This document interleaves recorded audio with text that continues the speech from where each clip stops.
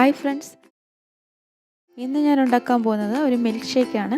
നമുക്കെല്ലാവർക്കും സുപരിചിതമായിട്ടുള്ള ഷാർജ ഷേക്കാണ് ഞാൻ ഉണ്ടാക്കാൻ പോകുന്നത്.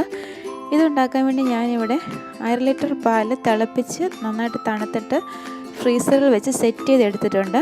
അത് ഇങ്ങനെ ഞാൻ കവറിൽ വെച്ചാണ് അത് സെറ്റ് ചെയ്തിരിക്കുന്നത്. ഇനി അത് നന്നായിട്ടൊന്ന് പൊടിച്ചെടുക്കാം.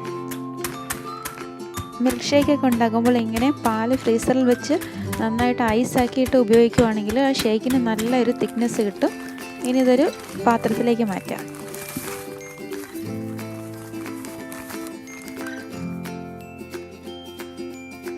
പിന്നെ ഈ ഷേക്ക് ഉണ്ടാക്കാൻ വേണ്ടി ഞാനിവിടെ ഒരു 2 ചെറുപഴം എടുത്തിട്ടുണ്ട്. ഞാനിവിടെ ഞാലിപ്പൂവൻ പഴമാണ് എടുത്തിരിക്കുന്നത്. ഇത് അത്യാവശ്യം പഴുത്ത പഴമാണ്. ഇതൊന്ന് കഷ്ണങ്ങളാക്കിയിട്ട് മിക്സിയുടെ ജാറിലേക്ക് ഇട്ട് കൊടുക്കാം. പിന്നെ ഇതിൽ ചേർക്കാൻ വേണ്ടി ഒരു 5-6 അണ്ടിപ്പരിപ്പ് എടുത്തിട്ടുണ്ട്. അതും കൂടെ ഇതിലോട്ട് ഇട്ട് കൊടുക്കാം.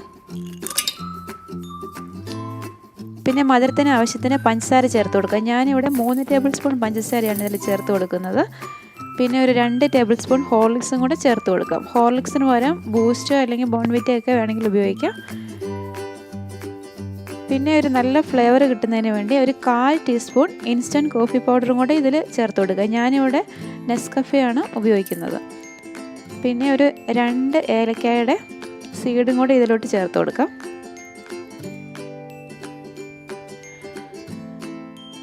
പിന്നെ ഇതിലോട്ട് കുറച്ച് ഫ്രോസൺ മിൽക്കും കൂടി ചേർത്തിട്ട് നന്നായിട്ടൊന്ന് ബ്ലെൻഡ് ചെയ്തെടുക്കണം. നമ്മൾ പാല് മൊത്തത്തിൽ ചേർത്ത് ഒരുമിച്ച് അടിക്കുകയാണെങ്കിൽ ചിലപ്പോൾ ആ പഴവും അണ്ടിപ്പരിപ്പും ഒന്നും നന്നായിട്ട് ബ്ലെൻഡ് ആകത്തില്ല. അതുകൊണ്ട് ഞാൻ കുറച്ച് മിൽക്ക് മാത്രം ചേർത്തിട്ട് ഇതിപ്പം നന്നായിട്ട് അടിച്ചെടുത്തിട്ടുണ്ട്. ഇനി ഇതിലോട്ട് ബാക്കി ഫ്രോസൺ മിൽക്കും കൂടി ചേർത്ത് കൊടുത്തിട്ട് നന്നായിട്ടൊന്ന് ബ്ലെൻഡ് ചെയ്തെടുക്കാം.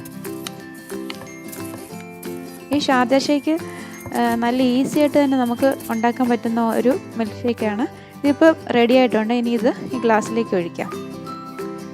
പാല് ഫ്രോസൺ ആയിട്ടുണ്ടെങ്കിൽ ഇത് മിനിറ്റുകൾക്കുള്ളിൽ തന്നെ നമുക്കിത് ഉണ്ടാക്കിയെടുക്കാൻ പറ്റും. അതുപോലെ നല്ല ടേസ്റ്റാണ് ഇതിന്. ഇതിപ്പോൾ കാണുമ്പോൾ തന്നെ അറിയാം നല്ല തിക്കായിട്ടുള്ളൊരു ഷേക്കാണ്. ഇതിന് മുകളിലോട്ട് ഞാൻ കുറച്ച് പഴവും കൂടെ ഒന്ന് കട്ട് ചെയ്ത് വെച്ചിട്ടുണ്ട്. ഇതിൻ്റെ കൂടെ ഐസ്ക്രീം ചേർക്കേണ്ട കാര്യമൊന്നുമില്ല. ഇതിൻ്റെ മുകളിലോട്ട് കുറച്ച് ഹോർലിക്സ് ഇട്ട് കൊടുക്കാം. അങ്ങനെ നല്ല ടേസ്റ്റി ആയിട്ടുള്ള ഷാർജ ഷേക്ക് ഇവിടെ റെഡി ആയിട്ടുണ്ട്. ഇത് നിങ്ങളൊന്ന് ട്രൈ ചെയ്ത് നോക്കണം. നിങ്ങൾക്ക് തീർച്ചയായും ഇഷ്ടമാകും. വീണ്ടും നല്ലൊരു റെസിപ്പിയുമായി കാണാം. Thank you for watching Tasty Queens.